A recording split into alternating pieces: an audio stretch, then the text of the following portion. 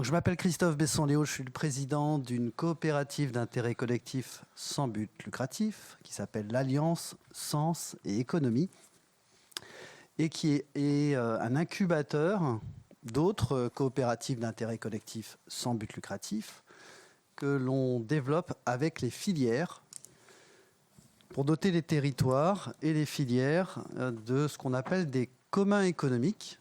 Ce sont en fait des offres commerciales, de lieux partagés, d'équipements mutualisés, de services mutualisés qui ont été identifiés par les acteurs d'une filière comme indispensables pour que, individuellement, toutes ces entreprises qui font partie de ces filières puissent basculer sur des nouveaux modèles de développement en économie circulaire qui contribuent en fait à créer de la valeur économique. On est bien là pour faire du développement avec des objectifs de performance économique, mais aussi créer de la valeur sociale et créer de la valeur environnementale.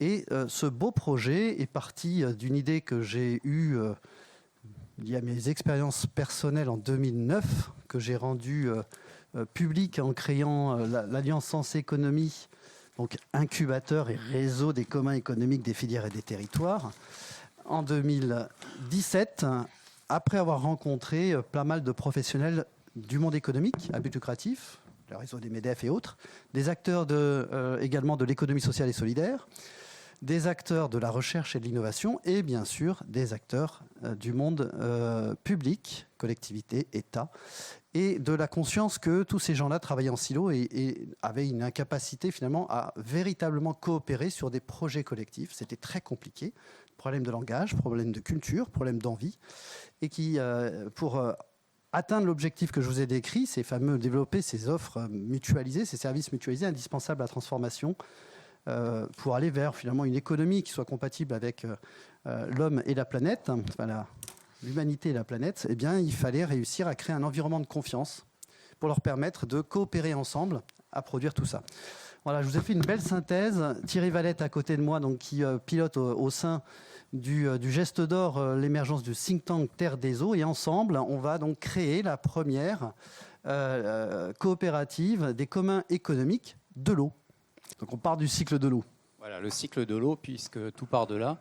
Juste pour rebondir sur ce qui s'est dit juste avant, c'est là où on voit qu'il vaut mieux prévenir que guérir. Et donc là, toute l'idée, c'était de vous montrer, en fait, de revenir sur le cycle de l'eau, sur la base, sur le fait que, il ne faut plus jouer contre la nature, mais avec, en fait. Et la nature est notre meilleur modèle, c'est ce que montre le cycle de l'eau. Donc en fait, depuis 4,5 milliards d'années, effectivement, l'eau suit un cycle qui est toujours le même, donc liquide, donc passe d'un état à un autre, d'un réservoir à un autre, donc un état liquide, gazeux, solide, liquide, gazeux, solide, liquide, gazeux. Donc ça, c'est son cycle au niveau de l'état et donc de réservoir. Le réservoir des eaux de surface, océans, rivières, au réservoir de l'atmosphère. L'atmosphère, finalement, la condensation donc, qui amène les précipitations se font sous 16 000 km en fait. Et ça depuis 4,5 milliards d'années, 16 000 mètres d'altitude. Donc tous les cycles se trouvent dans cet espace-là. Donc c'est une fine couche en fait. On se rend compte, la biosphère, c'est finalement c'est vraiment une toute fine couche. Donc depuis, c'est pour ça que finalement a été évoqué, puisqu'il y a des chimistes, Antoine Lavoisier, qui est donc le père de la chimie, qui expliquait que rien ne se créait, rien ne se perdait et tout se transformait. En fait, on se rend compte que ça s'adapte pour tout, y compris pour l'eau. Donc, qui passe dans ces différents états et donc tout est en évolution permanente. Alors, la problématique que l'on a, c'est le réchauffement climatique. Cette dérive climatique, comme ça a été révélé, c'est tout simplement quoi? C'est la résultante de l'homme qui doit maintenant réparer ce qu'il a fait. Et donc, ce qu'il doit réparer, c'est le fait d'avoir dégagé déjà ce qui était enfoui sous nos pieds depuis 350 millions d'années. C'est les gaz, donc tout ce qui est énergie fossile, en fait, puisque ça a mis 350 millions d'années à se créer. Et nous, en l'espace d'un siècle, on a dégagé ça dans l'atmosphère. Donc forcément, ça a un impact. Et le CO2, le méthane et tout ce qui est dans l'atmosphère, donc entraîne un réchauffement climatique. Et en fait, cette circularité s'accélère. Mais ça s'accélère du coup à un rythme que du coup, toute la vie sur Terre est désorganisée puisqu'elle n'a pas le temps de s'adapter. Et donc, c'est la problématique que l'on constate, donc les phénomènes de sécheresse, les phénomènes de pluviométrie, puisque à chaque degré supplémentaire, vous avez 7% d'évaporation dans l'atmosphère. Quand vous avez plus d'évaporation de l'eau dans l'atmosphère, eh bien, c'est de la chaleur supplémentaire et ainsi de suite. Et donc, ça accentue cette vitesse qui aujourd'hui fait que ça nous oblige à plus que nous adapter, ça nous oblige à transformer nos modèles, en fait. Voilà. Donc et donc notre modèle, eh bien, c'est la nature qui nous l'offre. Donc ça, c'est bien par rapport à ce qu'on va vous expliquer juste après, de l'avoir en tête, ce schéma-là. Alors, merci à Elodie qui a mis à l'image ce que j'avais en tête et avec tout ce qui a été dit. Et je trouve que ce schéma, il remet bien les choses en perspective. Donc, on a l'eau verte, l'eau bleue, puisque l'eau, c'est à la fois donc, les ruisseaux, les océans, les nappes, mais c'est aussi l'eau qui est contenue dans les végétaux. Voilà pourquoi il y a ces deux notions, en fait. Donc voilà, donc ça c'est important pour qu'on l'ait en tête. Alors j'ai rajouté ce petit schéma juste pour montrer, ça c'est pas de la science-fiction, hein, ça c'est avant la fin du siècle, c'est le nouveau trait de côte qui nous attend par rapport à la trajectoire actuelle du réchauffement climatique, donc qui entraîne la fonte des glaces. Donc c'est un peu comme nos deux glaçons qui sont au niveau des pôles. Mais quand un glaçon fond, vous avez l'eau qui se rafraîchit, donc c'est ces phénomènes en fait. Parce qu'à l'époque, on avait les vortex des pôles qui se tenaient. Hein, et là, tout se cisaille en fait, d'où des langues froides qui descendent, des langues chaudes. Donc, quand on a des langues froides, eh bien, on a un rafraîchissement, on a qui peuvent descendre dans des zones tempérées qui étaient autrefois relativement stables en fait. Donc voilà, et donc ça explique que tout simplement, ça, bientôt il n'y a plus. Il n'y a plus de glace parce que elle se retrouve diluée comme les deux gros glaçons de nos pôles, qui sont les glaciers, hein, qui contiennent la majorité de l'eau douce, comme on l'a vu tout à l'heure, eh bien, se retrouvent dans les océans et ça change complètement les masses. Les masses, en fait, sur la Terre, la répartition des masses. Puisque cette eau, alors que ce poids était concentré sur les pôles, se dilue un petit peu partout. Et avec le pompage des nappes phréatiques, eh bien, on a une répartition des masses qui a fait que dans les années 90, on a constaté que l'axe de rotation de la planète, c'était des accès en fait. Et donc ça entraîne un emballement finalement qui aujourd'hui remet en question toutes nos prévisions météorologiques, puisque maintenant on ne peut plus du tout se baser, c'est un peu comme si on pouvait jeter tout ce qui avait été fait à la poubelle, puisqu'on repart sur une dérive dont on n'a pas une moyenne de données qui serait pertinente, sur laquelle on pourrait établir des projections en fait. Donc ça c'est voilà. Donc là du coup ça permet de reconfigurer un petit peu les choses et de se dire voilà, maintenant on est dans cette situation là. Alors plus que s'adapter, comment on transforme les choses et comment on fait en sorte de pouvoir surfer sur les vagues et plus les prendre dans la gueule en fait en gros. Ça va être le sujet. Alors j'ai la chance de pouvoir travailler avec le Geste d'Or, avec toutes les personnes qui sont là, et notamment par le biais du think tank, où l'idée c'est de voir un peu comment on peut repenser notre rapport à l'eau, et surtout comment on peut faire différemment. Et c'est là où on en vient finalement au projet de la Microville 112, dont le but finalement c'est de matérialiser une démonstration, démontrer qu'on peut faire différemment de ce qu'on a fait jusqu'à présent. Je vais passer très vite sur ces aspects-là parce que je l'ai déjà fait. Oui. L'alliance incubateur et réseau des communs économiques, on va le voir, dont les communs de l'eau. Mais ce que vient d'introduire Thierry, c'est la Microville 112, effectivement, qui est notre Living Lab de la taille d'une petite ville. On en est propriétaire. Et c'est le terrain de jeu sur lequel on a la chance de pouvoir travailler justement sur ces fameux communs, notamment de l'eau, mais aussi de l'énergie, du numérique, de l'habitat de la santé, bien-être, de la formation tout au long de la vie, de la culture.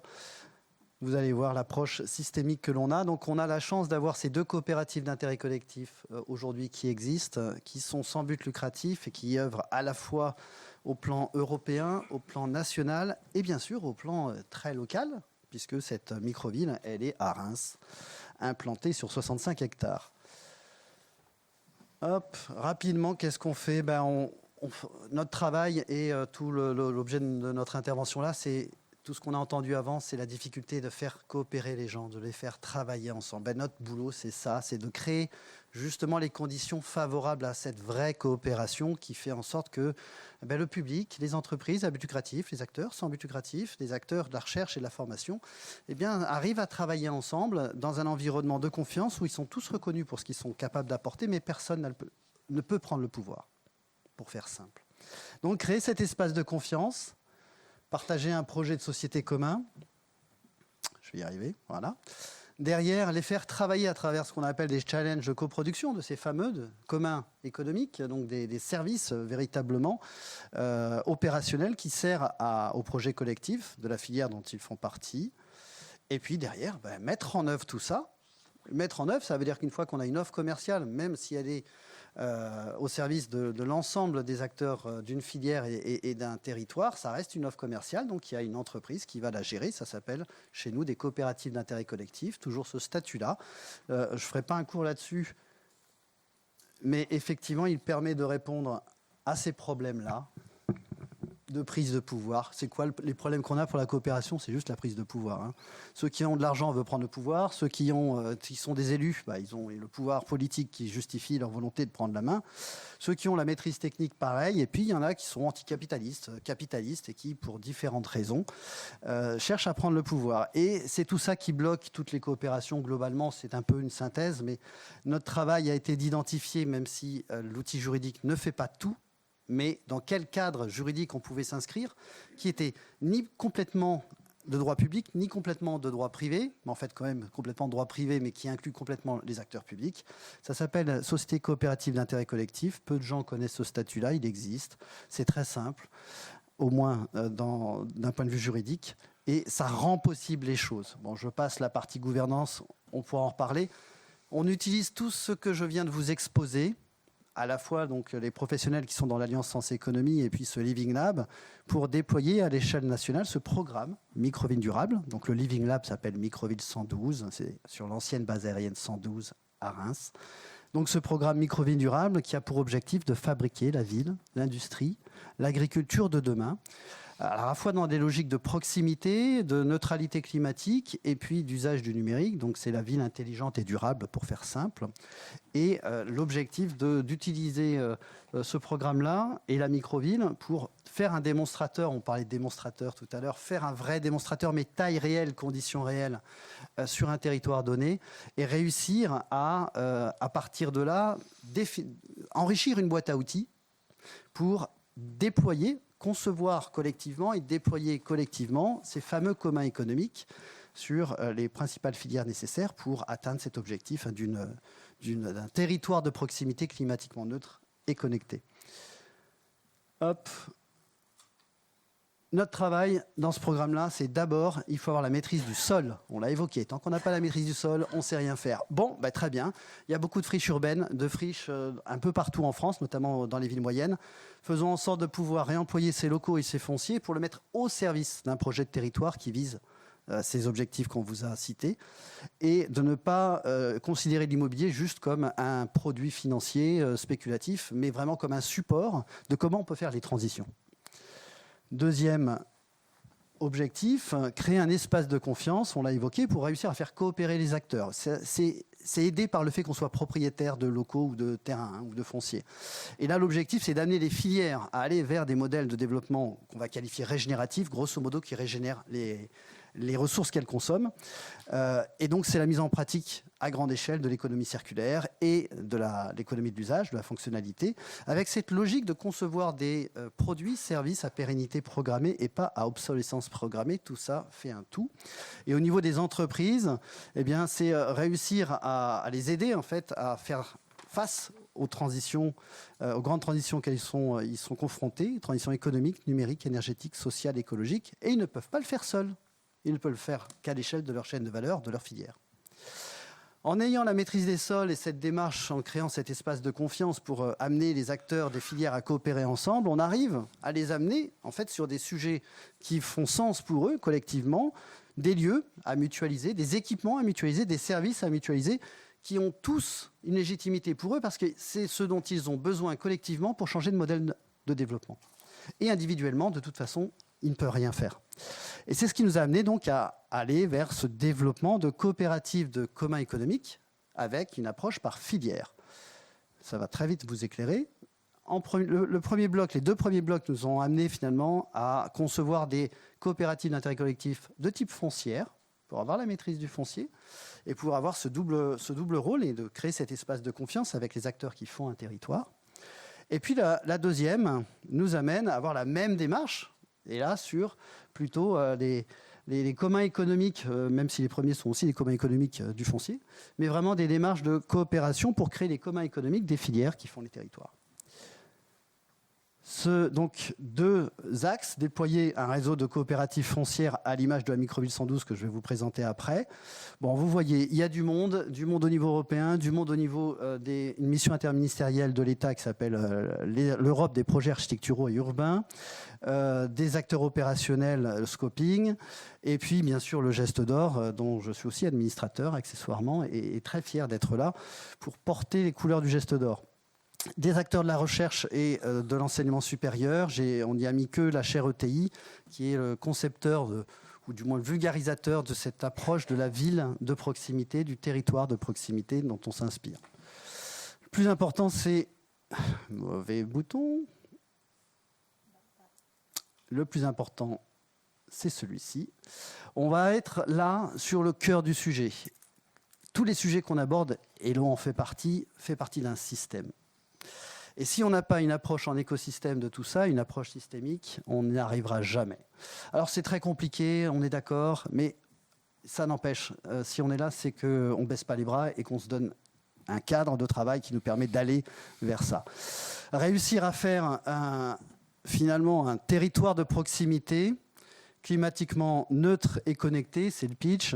Territoire de proximité, c'est cette idée que vous avez au centre des 6 fonctions urbaines. En fait, c'est beaucoup de bon sens. Hein. Quand vous essayez de vous implanter quelque part pour travailler ou pour y vivre, vous regardez s'il y a ça.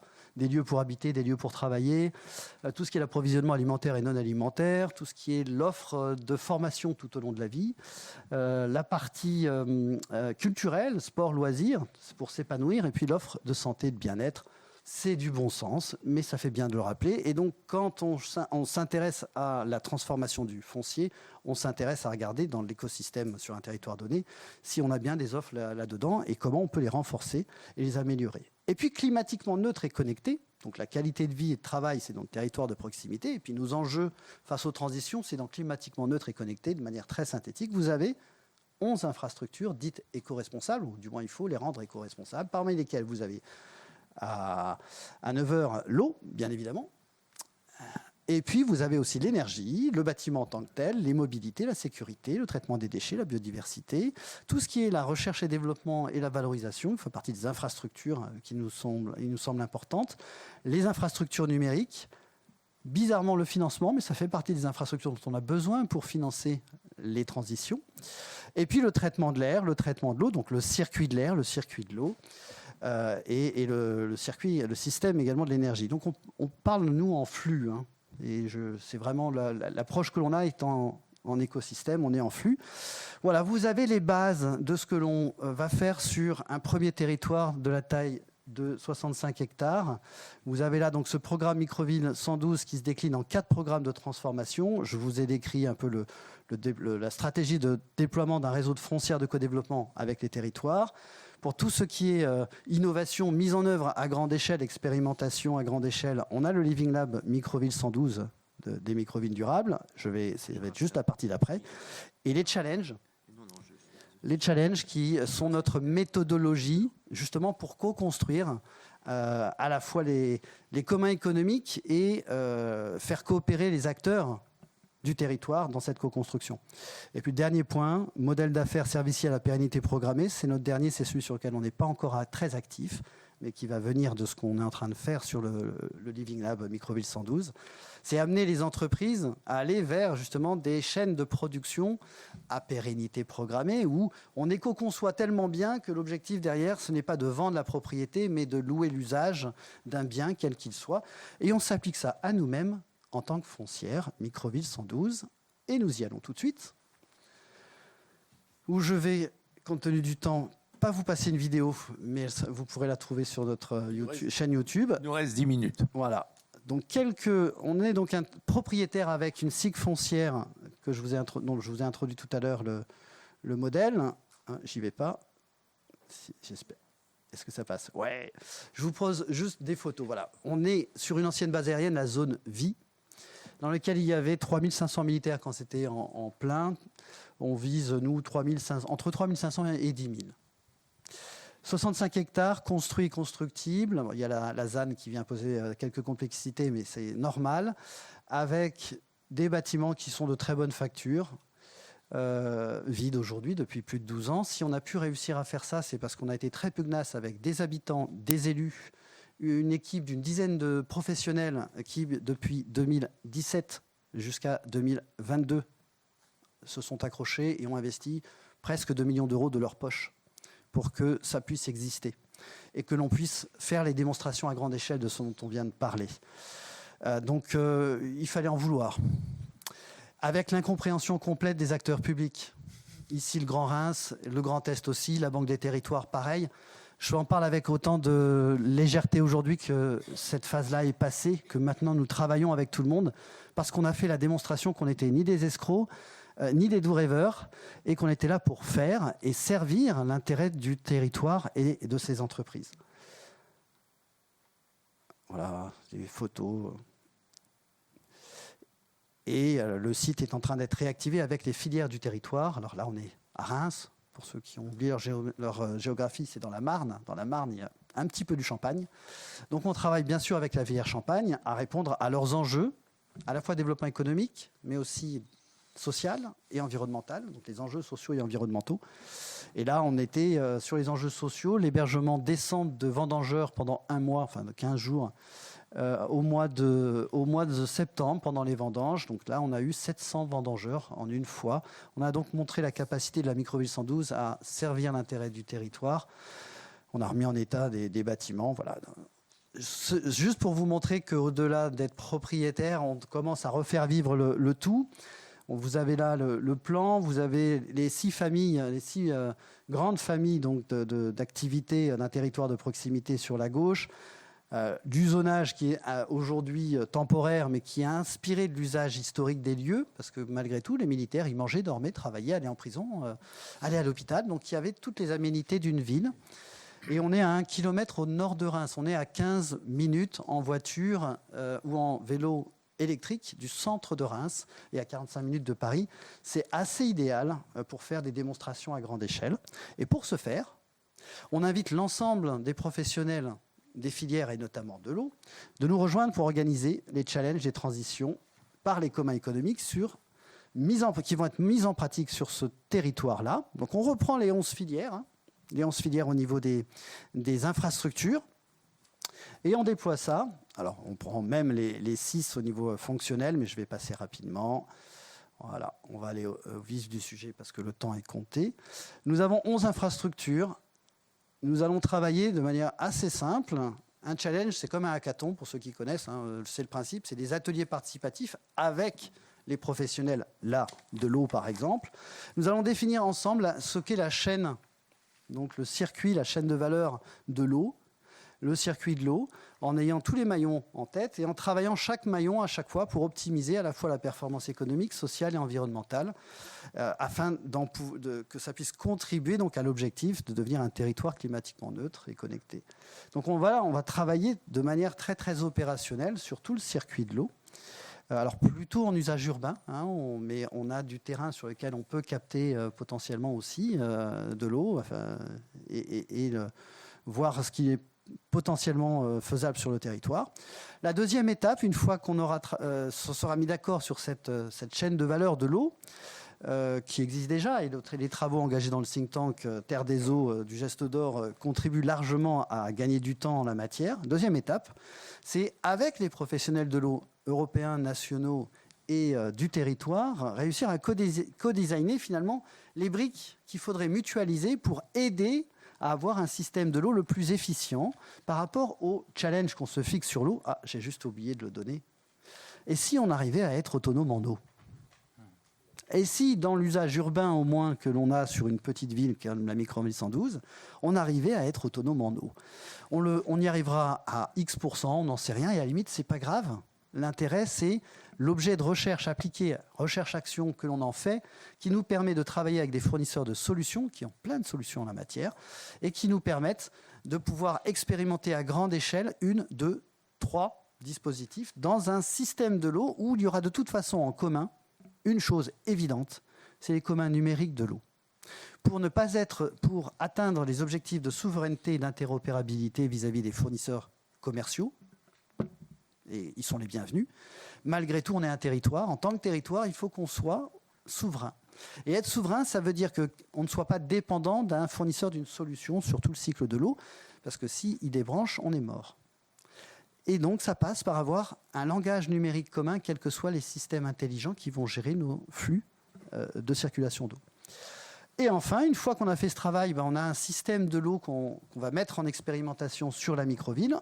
On va créer la SIC, des communs de l'eau, qui va investir dans cette infrastructure, qui va investir dans les communs, donc le commun numérique par exemple, mais peut-être aussi des systèmes qu'on va mettre. Donc commun, ça veut dire une offre commerciale quand même, avec un prix de marché.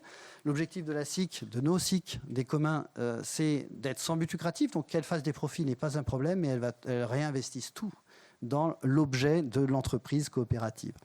Et à partir de là, on a une SIC des communs de l'eau qui va être en capacité de financer les infrastructures innovantes sur la microville et de vendre l'eau au prix permettant d'amortir ces infrastructures. Bien évidemment, il y a une partie expérimentation, donc de surcoût, qui doit être prise en charge dans le cadre des programmes de recherche-action, notamment avec l'ADEME, les agences de l'eau et autres qui peuvent cofinancer tout ça. Et donc là, on appelle l'ensemble des professionnels de l'eau à nous rejoindre pour pouvoir travailler sur la microville. Donc on a en cas d'usage prioritaire les communs du numérique, mais aussi les communs de l'eau que vous avez ici. À partir de 2025, sur 2025-2026, on va traiter en tout ou partie ces 5 principaux cas d'usage. Et l'eau, pour nous, on démarre au printemps prochain.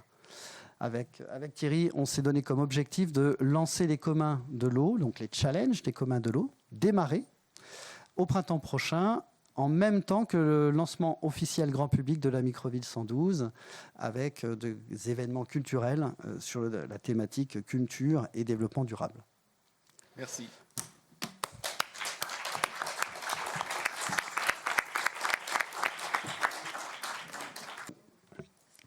Les communs, dans la compréhension collective des communs, à tort ou à raison, c'est considéré comme des choses qui n'ont pas de modèle économique, déjà. Donc la notion de commun économique est en tant que telle une différence entre ce que les gens appellent, et notamment dans l'économie sociale et solidaire, les communs, et ce dont on parle nous. Et c'est juste déjà pour faire la différence. Et ensuite, c'est un terme qu'on est en train de protéger pour qu'il n'y ait pas d'amalgame et d'incompréhension entre les communs économiques, ce qu'ils sont véritablement, et les communs. Les communs relèvent pleinement de l'intérêt général. Les communs, c'est comme la tenure, c'est médiéval, hein, c'est clair. Les communs économiques, de notre point de vue, relèvent de l'intérêt général, mais du point de vue de la compréhension des gens autour de nous, notamment des gens du monde économique à but lucratif et des politiques, voilà, on a voulu faire cette différence. On a par exemple des politiques, un discours très clair, c'est, ils ne le disent pas comme ça, hein, mais l'intérêt général, c'est nous, les politiques, c'est pas vous, du monde économique. Donc il y a cette volonté ou cette croyance que l'intérêt général est le monopole des acteurs publics.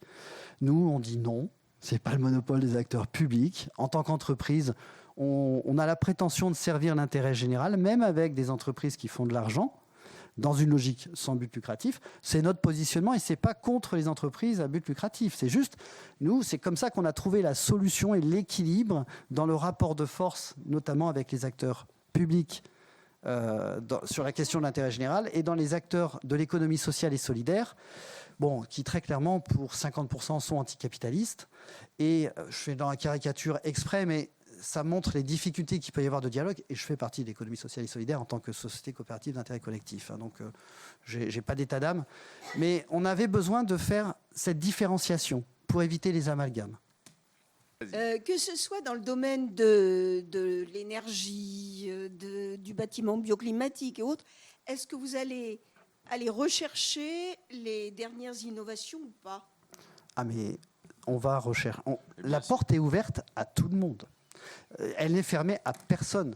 Moi, aujourd'hui, dans le domaine de l'énergie ou du bâtiment, j'ai du Equance, j'ai du Bouygues Immobilier, mais j'ai aussi des petites startups. Et puis, j'ai aussi des acteurs qui proposent du low-tech. C'est-à-dire des innovations qui ne relèvent pas de technologie, mais qui relèvent très souvent de savoir-faire, parfois oublié, ou qu'on n'a pas voulu mettre en avant. Par exemple, comment faire un bâtiment bioclimatique sans climatisation moderne ? Simplement parce qu'architecturalement, on fait circuler de l'air d'une certaine manière, qu'il y a du stockage d'eau d'une certaine manière. Alors moi, je suis pas du tout technique, donc je ne vais pas aller dans les explications techniques. J'ai le vernis suffisant pour savoir que techniquement c'est possible et ça me suffit. Et après, travailler avec ceux qui savent. Et c'est ça, vraiment notre règle, elle est là. Il y a zéro dogme dans la démarche et je pense qu'il faut avoir zéro dogme. Il faut avoir des valeurs, il faut avoir des grands principes, il faut avoir la maîtrise de la gouvernance de ce que l'on fait. C'est pour ça qu'on a aujourd'hui avec l'Alliance Sens et Économie une société coopérative d'intérêt collectif et sous ce même statut d'entreprise coopérative des structures par filière dans lesquelles il n'y a que des jeux de pouvoir, il faut être clair, à chaque fois. Donc à chaque fois c'est quand même un calvaire, mais c'est le challenge, le défi, notre défi collectif, il est là, c'est de réussir à faire coopérer les gens ensemble et de passer à l'échelle des modèles de développement qui sont compatibles avec tout ce qu'on raconte. Et ça ne se joue pas à l'échelle individuelle de chaque organisation, ça ne se joue pas à l'échelle individuelle de chaque collectivité ou même de ministre, ça se joue à la capacité à faire travailler ensemble des gens qui, humainement, ont envie de le faire malgré tout. Il y a toujours 10%, 7% de la population qui est nuisible, mais les autres, ils ont envie, ils ont des enfants, ils ont les mêmes problématiques que nous, mais ils sont confrontés dans leur système de jeu, de relations, de pouvoir, de jeu d'argent, dans des incapacités à faire. Donc là, on recrée un espace qui nous permet de faire. Et la clé, c'est de pouvoir déployer ce réseau de coopératives foncières pour que, finalement, par capillarité, le fait d'avoir ces îlots, parce que ça reste des îlots, mais en réseau, et dans un réseau que nous, on appelle de coopératives affiliées à l'Alliance Sens et Économie, qui anime ce réseau et crée des services mutualisés pour que ces structures-là soient les plus efficientes possibles sur leur objet social, créer les communs dans leur filière. Aujourd'hui, nous sommes tous au service d'un enjeu global. C'est une chance formidable que d'être au moment de la transformation. C'est extraordinaire. Et puisqu'il y a quelques protestants ici, et puisque le directeur général est protestant comme moi, c'est par hasard, et qu'on s'est reconnus comme ça, on ne se connaissait pas vraiment, mais on s'est reconnus à l'occasion de ce colloque, eh bien, en réalité, aujourd'hui, nous étions dans une journée de responsabilité, de prise de conscience et en vue de l'action. On parlait tout à l'heure de ce temps où l'on polluait comme ça. Aujourd'hui, j'ai assisté, moi, quasiment à la naissance de Fédérec. J'étais conseiller de son président, Dominique Maguin, qui est mon ami intime, qui est l'homme qui connaît le mieux le commerce international, parce que quand on est au recyclage, on connaît le commerce international. Et une fédération comme celle-ci, dont j'ai connu les acteurs, et j'ai connu les gitans, j'ai connu les chiffonniers, j'ai connu ceux qui... C'était tous ces gens-là qui finançaient les politiques. J'ai connu les valises, j'ai j'ai connu tout ça, je pourrais tout vous raconter. Mais eh bien, tout ça, peu à peu, s'est ordonné, s'est placé. Et dans le chaos de la vie, car c'est ce chaos qui est enrichissant, un nouvel ordre est né. Alors, il ne s'agit pas de l'ordre de la dictature, il s'agit de l'ordre de l'initiative. C'est un mot qui est très beau. Et je voudrais dire ce que mon ami Klein, puisque je suis un ami de Klein, qui n'enseigne plus la physique, mais qui un jour intervenait à la chimie végétale, qui fait partie du Geste d'Or et qui interviendra lundi, la Fédération de la chimie végétale, dont un de nos membres est administrateur, et il donne aujourd'hui des cours à Centrale de philosophie, de la physique et des sciences.